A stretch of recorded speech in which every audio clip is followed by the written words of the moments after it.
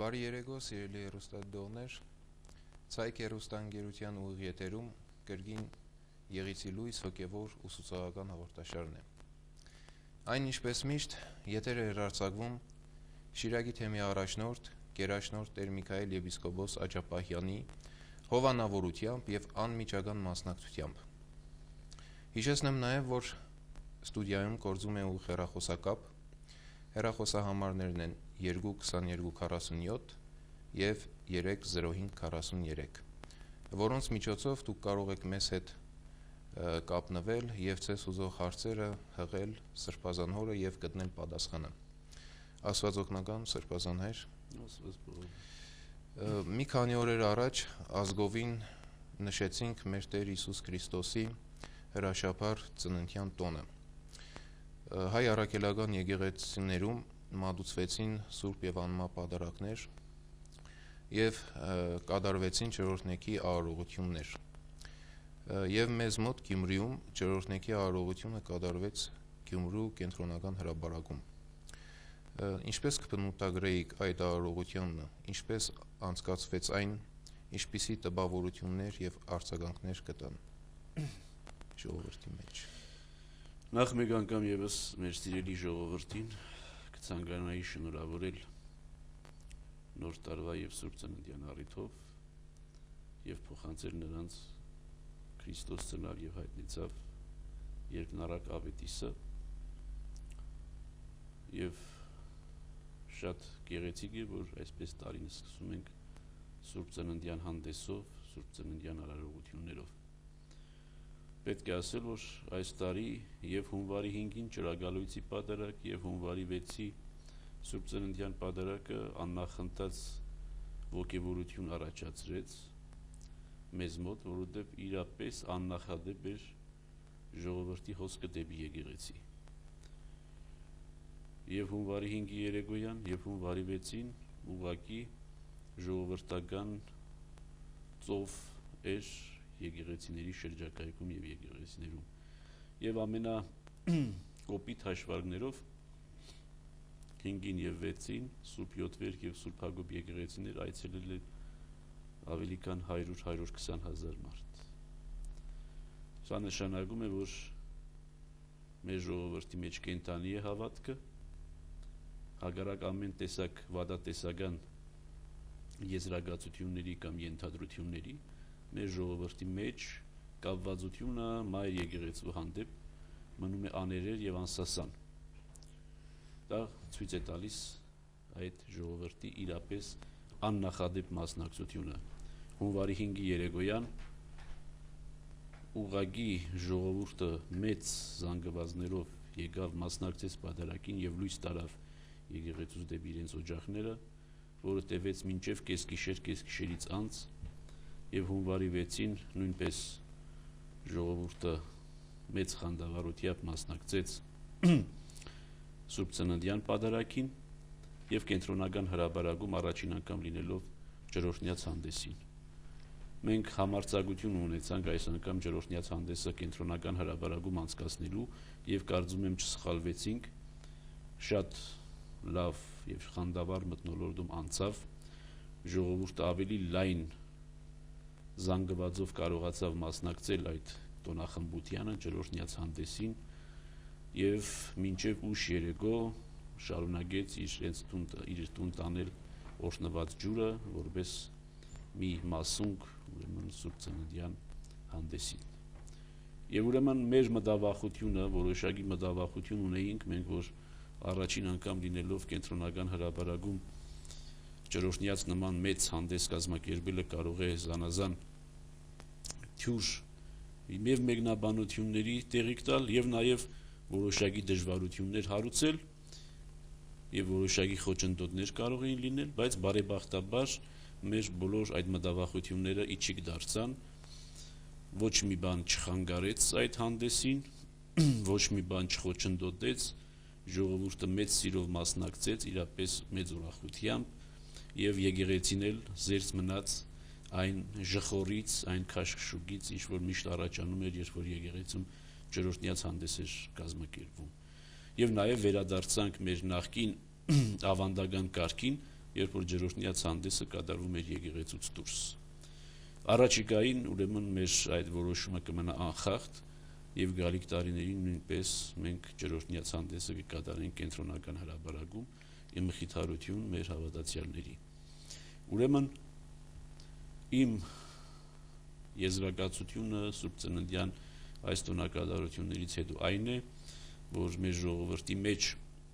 անսասան եւ աներեր է կապվածությունը Մայր եկեղեցու հանդեպ եւ բոլոր նրանք, ովքեր վադատես են հայ եկեղեցու ապագայի հանդեպ, թող իմանան, որ այս փաստը այն, որ հունվարի 5-ին եւ 6-ին միայն կարող են 100,000-ից ավելի մարդ այցելել մեր գործող երկու եկեղեցիներ, խոսում է այն մասին, որ հայ եկեղեցին ամենահզոր եկեղեցին է Հայաստանում, եղել է, կա եւ կլինի, եւ որևէ ուրիշ խմբավորումներ չեն կարողանա երբևիցե հավակնել հայ եկեղեցու ուժին կամ զորությանը հավասար լինելու։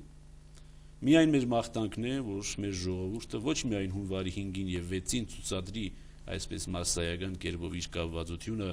իր Մայր եկեղեցու հետ, այլ նաեւ բոլոր օրերին, բոլոր կիրակիներին, բոլոր մյուս տոնական օրերին։ Օգտվելով առիթից, անշուշտ մենք մեր շնորհակալությունն ենք հայտնում, երախտագիտությունն ենք հայտնում մեր սիրելի ժողովրդին, որ հունվարի 5-ին, 6-ին այդպես աննախընթաց կերպով, գեղեցիկ կերպով մասնակցեց մեր տոնակատարություններին եւ շուկ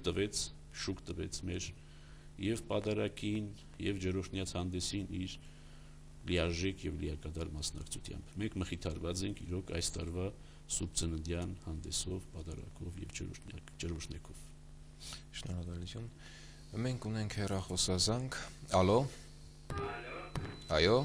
Աստված օգնական, սրբազան հայր։ Աստված բավական։ Ես կխնդրեի պատասխանել իմ 3 հարցերին, եթե կարելի է։ Այո, լսում ենք մենք ձեզ։ Ուրեմն հարց առաջին, այսպես է։ Երբ է վերանորոգվելու 7-րդ եկեղեցին, քանի որ իմ կարծիքով գտնվում է անմխիթար վիճակում, եւ հարց երկրորդ, երբ կավարտվի մեր ամենափրկիչ եկեղեցու կառուցումը։ Հարց երրորդը այսպիսի հարց է. ինչ եք մտածում երկրաշարժի հետևանքներից փլված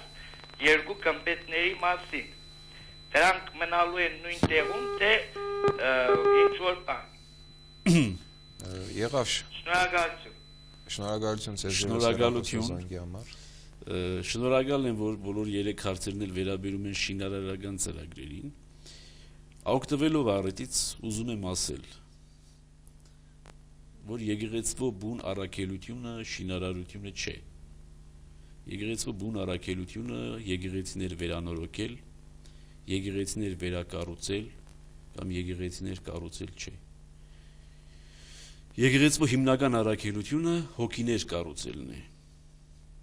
Այսինքն մարդկանց քարոզել ավետարանը, փրկության ավետարանը եւ նրանց մոտեցնել Աստծուն եւ երկնքի արքայությանը։ Եկեղեցու առաքելությունը այս է։ Եկեղեցիներ վերանորոգել, եկեղեցիներ վերակառուցել եւ եկեղեցիներ կառուցելը դրանք մեծահարուստների եւ իշխանների գործն են։ Այսօր ցավոք եկեղեցին է, որ հոգում է այդ հարցերը։ Բայց չպետք է մնացել եւ չպետք է ենթադրել, որ դա եկեղեցու բուն առաքելությունն է։ Եկեղեցու բուն առաքելությունը քարոզչությունն է, հոգիների դաստիարակությունն է։ Եվ ոչ թե շինարարական ծրագրեր իրականացնելն է այն, ինչ որ հաջող մեզանից սպասում են։ Եվ որը մենք հաջող անում ենք։ Պետք է ասեմ, որ չենք թերանում նաեւ այստեղ։ Հենց թեկուզ Գյումրիում Սուրբ Հակոբ եկեղեցու կառուցում, որ եկեղեցու կողմից եղավ։ Եկեղեցու թելադրությամբ եղավ, եկեղեցու աջակցությամբ եղավ։ Ուրեմն նշանակում է, որ եկեղեցին կառուցում է նաեւ, որը իր բուն առաքելությունը չէ։ Իր առաքելությունների մեջ երևի թե ամենավերջիններից մեկն է։ Ուրեմն սա ուզում եմ, որպես յուրաքանչյուր մեկը հասկանա եւ ըմբռնի, որ եկեղեցիներ կառուցել, վերանորոգել, վերակառուցել եկեղեցու առաքելությունը չէ, հիմնական առաքելությունը չէ։ Դա մեծահարուստների եւ իշխանների, այսօրվա պետական գործիչների, այո, եթե ուզում եք, պետության ժամանակին թագավորներն էին կառուցում եկեղեցիներ։ Այսօրվա թագավորների եւ այսօրվա իշխանների գործն է։ Բայց քանի որ իրենք չեն անում, մենք ենք անում։ Եվ քանի որ մեր հնարավորությունները շատ սահմանափակ են, ապա այդ կատարվում է դանդաղ եւ կատարվում է ըստ առաջնահերթությունների։ Անցնեմ բուն հարցերին։ 7 վերք եկեղեցու մասին մենք առաջին օրվանից մտածել ենք եւ մտածում ենք եւ դա մեր ուշադրության կենտրոնում է եւ ոչ միայն մեր ուշադրության կենտրոնում, այլև ամենայն հայոց վեհապար հայրապետի ուշադրության կենտրոնում է։ Այս մասին մի քանի անգամ արդեն ասել եմ, որ 7 վերք եկեղեցու վերանորոգությունը արդեն իսկ ընթացքի մեջ է, որովհետեւ այսօր նախագծային եւ նախահաշվային աշխատանքներն են, որ իրենց ավարտական փուլի մեջ են։ Երբ որ նախագծային եւ նախահաշվային աշխատանքները վեհապար հայրապետը հաստատեց, եւ որի հարցում շատ բծախնդիր է վեհապարը, ամենանվազագույն թերացում այս հարցում չի ընդունում, երբ որ նախահաշիվը եւ նախագիծը հաստատվեց 7 վերք եկեղեցու վերակառուցման, վերանորոգման, ապա անմիջապես պիտի սկսվի։ Եվ մենք բոլոր հիմքեր ունենք հավատալու, որ այս տարի անպայման Սուրբ 7 վերք եկեղեցու վերանորոգությունը կսկսվի։ Այսինքն կդուրը կնորոգվի, եկեղեցու կմպետը կամրանա, ներսից կբարեզարդվի, սալահատակները կփոխվեն եւ մնացած բոլոր այն խնդիրները, որոնք վերաբերում են առաջնորդանից եկեղեցին իր նախկին պայծառությանը վերադարձնելը, այդ բոլորը կարվի։ Բայց դա դարձյալ եկեղեցու հիմնական խնդիրը չէ։ Դա հենց գյումրեցի մեծահարուստների խնդիրը պետք է լիներ 7 վերք եկեղեցին պայծառացնել։ Երկրորդ հարցը ամենափրկիչի խնդիրը։ Ամենափրկիչի կառուցումը նույնպես վերաբերում է բոլոր նրանց, ովքեր կարող են կետ մեկ լումա ունենալ այդ եկեղեցու, այդ սկանչելի եկեղեցու, Գյումրի խորհրդանիշը համարվող եկեղեցու վերականգնման գործում։ Եկեղեցին այսօր չի կարող ուղղակի կերպով առաջնահերթություն նկատել ամենափրկիչ եկեղեցու վերակառուցումը, որքան էլ որ իմ ասածը Գյումրեցու համար մի քիչ տարօրինակ թվա կամ խորտ թվա, այնուամենայնիվ այդպես է իրականությունը։ Մեր եկեղեցու համար ամենափրկիչ եկեղեցու վերակառուցումը այո անհրաժեշտություն է։ Սրա մասին էլ բազմիցս ասել եմ։ Այո անհրաժեշտություն է, բայց ոչ առաջնահերթ անհրաժեշտություն։ Այսօր մենք քաղաքներ ունենք, որտեղ եկեղեցիներ չկան։ Հենց մեր թեմում, Արթիկում եկեղեցի չունենք, Մարալիկում ունենք վերանորոգման կարոտ, Աշոցկում վերակառուցման կարոտ, Ամասիայում չունենք եկեղեցի, գյուղական համայնքներում չունենք եկեղեցի։ Շիրակից դուրս գալով բազմաթիվ քաղաքներ կան, որտեղ եկեղեցիներ չունենք։ Ուրեմն եթե սպասվում է, որ եկեղեցին պետք է կատարի այս բոլոր եկեղեցաշինական ձեռնարկները, ուրեմն եկեղեցին բնականաբար ունի իր առաջնահերթությունները։ Եվ ըստ այդ առաջնահերթությունների է մոտենում խնդրի լուծմանը։ Երբ որ առաջնահերթություն դառնա եկեղեցու համար ամենափրկիչի վերակառուցումը, եկեղեցին ամենաիրական մասնակցությունը կունենա։ Այսօր էլ եթե իրապես ժողովրդական խանդավառությամբ ամենափրկիչի վերակառուցումը սկսվի, եկեղեցին չի կարող пассив հայեցողի դիրքում լինել, այլ եկեղեցին կմասնակցի։ Եվ կրկնում եմ, որ ամենափրկիչ եկեղեցին, որքան էլ որ գյումրեցիներիս համար, ես ինքս էլ գյումրեցի լինելով կիսում եմ այդ։ Գյումրեցիներիս համար առաջնահերթություն է, բայց Գյումրիից դուրս մնացած եկեղեցու կարիքները նայելով, տեսնելով, ընկալելով, ընդհանուր եկեղեցական տեսակետով, եկեղեցական իմաստով առաջնահերթություն չէ։ Դրա համար պետք է սպասի իր այն հերթին, երբ որ դառնա ամենափրկիչ եկեղեցու վերակառուցում առաջնահերթություն։ Բայց եթե գյումրեցիները տեսնում են ամենափրկիչ եկեղեցու վերակառուցման մեջ անհրաժեշտությունը եւ առաջնահերթությունը, ուրեմն պետք է մասնակցեն։ Պետք է մասնակցեն եւ այս եկեղեցին, ինչպես որ իրենց պապերը կառուցել են, իրենց վերջին լուման դնելով, այդ նույն ձևով էլ պետք է կառուցվի։ Եվ չի կարելի թողնել ամենափրկիչ եկեղեցու վերակառուցումը եկեղեցու ուսերին։ Ուրեմն ամենափրկիչ եկեղեցին էլ կվերակառուցվի, որի վերաբերյալ խորին համոզումը ունեմ։ Եվ մենք մեր սերունդը կտեսնի ամենափրկիչ եկեղեցին վերակառուցված, դրանում կասկածանքան չունեմ։ Ինչ վերաբերում է երրորդ հարցին, այդ գմպետների, գիտեք որ ժամանակին գմպետները տեղափոխելու խնդիր է եղել, ժողովուրդը ընդդիմացել է եւ թույլ չի տվել, որպեսզի գմպետները տեղափոխեն, այդ բոլորը հայտնի է։ Այսօր էլ գմպետները կան, մնում են, մենք բազմիցս մի քանի ճարտարապետների առաջարկել ենք այդ երկու գմպետների օգտագործումով մի հուշարձան կառուցել բոլոր նահատակների համար այդ երկու գմպետների օգտագործումով այդ նույն տեղում եկեղեցու բակում մի հուշարձան կառուցել բոլոր նահատակների Եգրաշարժի, Եղեռնի եւ մնացած բոլոր նահատակների հիշատակի համար եւ դեռ որևէ մի այսպես ճարտարապետից ռեալ առաջարկ գծակիր նախագիծ չենք ստացել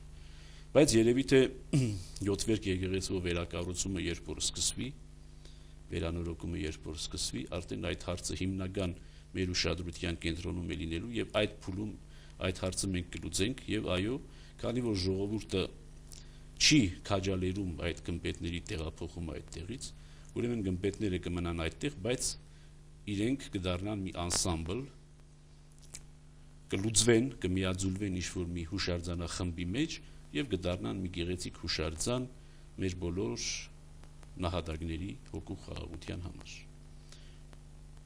այս է ձեր 3 հարցերի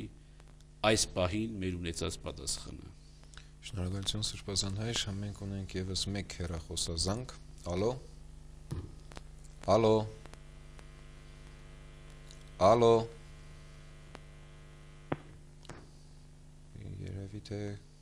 ալո երևի թե կապը ընդհատվեց հուսանք որ կվերականգնվի այսօր Սրբազան հայր այցելեցիք Ախուրիկ գյուղ Ախուրիկի համայնք եւ պատարակ մատուցեցիք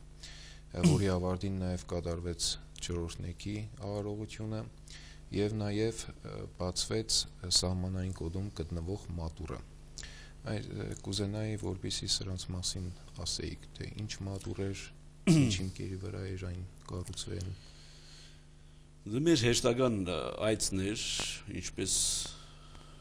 միշտ այցելում ենք գյուղեր պատարակներ ենք մատուցում խոնարհված կամ կանգուն եկեղեցիներում որտեղ որ եկեղեցի չկա սրահներում կամ նույնիսկ դրսում խաչքարի կամ որևէ մի հուշարձանի առջև եւ այս անգամ ուրեմն Ախուրիկ գյուղ այցելեցինք եւ այնտեղ պատարակ մատուցեցինք եւ նաեւ ջրօրհնեք կատարեցինք քանի որ գտնվում էինք ուրեմն Սուրբ Ծննդյան ու Թորեկի այս շրջանի մեջ եւ այս մեր այցելությունը ուրեմն զուգադիպեց այդ մատրան բացման հետ, որովհետև այդ մատուր անցած տարի արդեն պատրաստ էր, կառուցել էր վարպետը, նախաձեռնողը,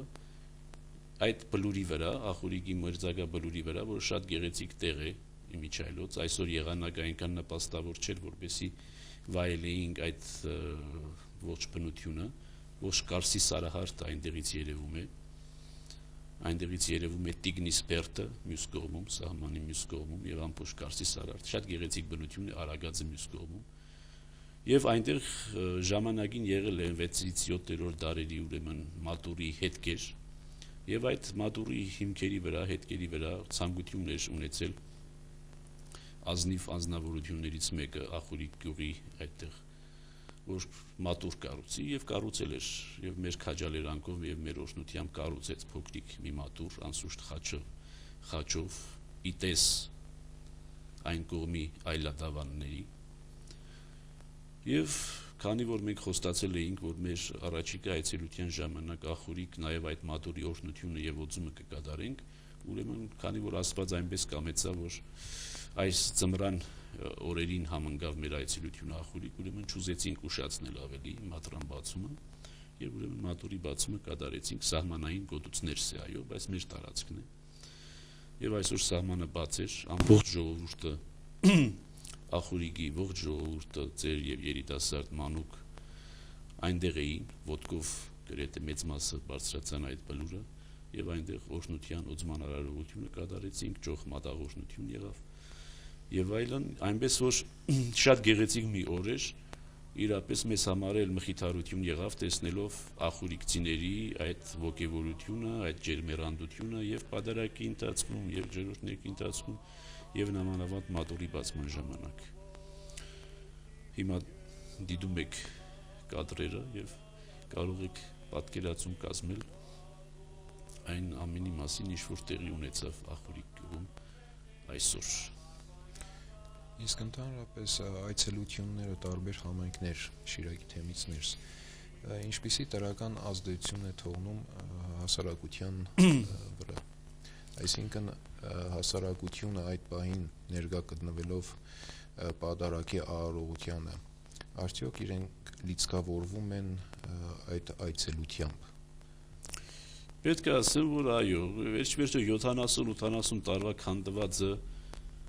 մեկ օրում չի կառուցվի։ 70-80 տարվա քանդված իրականության առջև ենք մենք ինքներս մեզ գտնում։ Եվ մեր կատարածը, մեր բոլոր հոգևորականների կատարածը, սկսած ամենապարզ դպիրից մինչև ամենայն հայոց կաթողիկոս, այսօր հերոսական իրոք աշխատանք է։ 80 տարվա, 70-80 տարվա քանդածը փորձել վերաշինել, այն էլ այնքան համեստ ուժերով, մի քանի հոգիներով, ուղղակի հերոսական տիտանական աշխատանք է։ Եվ այն, որ մենք այսօր 128 գյուղեր ունենք, 128 համայնքներ, 128 գյուղեր եւ ընդամենը 6-7 քահանա, որոնք պետք է հասցնեն այդ 128 գյուղերի հոգեվոր բադագարարությունը, խոսում այն մասին, թե ինչպիսի տիտանական աշխատանք է։ Շատ հաճախ մեր ժողովուրդը չի ըմբռնում իրական իրավիճակը, թե ինչպիսի պայմանների մեջ ենք մենք գտնվում եւ ինչպիսի պայմանների մեջ ենք գործում։ Ինչու պետք է լիներ այս իրավիճակը։ Ինչու մենք պիտի լինեինք այս իրավիճակում։ Ես շատ հաճախ ինձ հարց եմ տալիս։ Ինչու։ Ինչու մենք մեր ձեռքով մեր եկեղեցիները պիտի քանդեինք, մեր ձեռքով մեր քահանաներին եւ եպիսկոպոսներին պիտի աքսորեինք եւ գնդագահարեինք, եւ 70-80 տարի հետո մտածեինք, թե ինչպես վերաշինենք մեր եկեղեցիները, ինչպես կառուցենք, ինչպես վերակառուցենք, քանդվածները ինչպես բարձրացնենք, ինչպես ժողովրդին մոտեցնենք ավետարանին։ Ինչու պիտի քանդեինք, որ հիմա կառուցելու մասին մտածենք։ Եվ ցավը ընդվզումը ավելի մեծանում այն պատճառով, որ քանդողը վերջ-վերջո օդարը չեղավ։ Մենք մեր սեփական ձեռքերով քանդեցինք։ Եվ այսօր այս իրականության առջև շատ հաճախ mēs ինքներս անզոր ենք գտնում, տեսնելով թե ինչպիսի պայքարի դաշտ կա, ինչպիսի աշխատանքի ասպարեզ կա, եւ մենք որքան տգար ենք, որքան մեր ուժերը տգար են ամեն տեղ հասնելու եւ ամեն տեղ ավետարանի խոսքը տարածելու եւ ամեն տեղ մեր ժողովրդին եկեղեցուն մոտեցնելու։ Եվ ինչ ենք անում այսպես, որտեղ որ քահանա չկա, որտեղ որ եկեղեցիներ չկա, որպես առաջնորդ մեր խոհվական պարտն ենք նկատում այցելել, պատարակել, քարոզել, մխիթարել, խորդորել, երբեմն կշտամբել, շատ գյուղեր եղել են, որտեղ կշտամբել են ուղղակի ժողովրդին, որովհետև պատշաճ գիտակցությունը չունեն, գոնե իրենց եկեղեցին խոնարհված կամ կիսափուլ կամ կանգուն եկեղեցին գոնե պատշաճ տեսքի պահել։ Երբեմն այո, նաև իմ խոսքը լինում է կշտամբական։ Բայց ինչն է քաջալերական կամ ինչն է մխիթարական, որ ժողովուրդը գնահատում է այն, որ վերջ-վերջո առաջնորդը իրենցով զբաղվում է, իրենցով հետաքրքրվում է, դեպի իրենց գնում է։ Տեսեք, ասում եմ 26-րդ գյուղն է, որ ես այցելում եմ, եւ այս 26-րդ գյուղից դեռ ոչ մի գյուղ ինքը չի եկել եւ ինքը չի հրավիրել ինձ։ Ժամանակին 70-80 տարի առաջ, երբ որ ասում եմ, երբ որ նորմալ բնականon եկեղեցական կյանք կար երկրում, առաջնորդին հրավիրում էին։ Գյուղը գնում էր քահանայի միջոցով, գյուղ ավագանու միջոցով գնում էր եւ առաջնորդին հրավիրում էր այցելության գյուղ։ Եվ առաջնորդը գնում էր գյուղ եւ այնտեղ տոնախմբություն էր առաջնորդի այցելության ժամանակ։ Սա չեմ ասում մեր անձը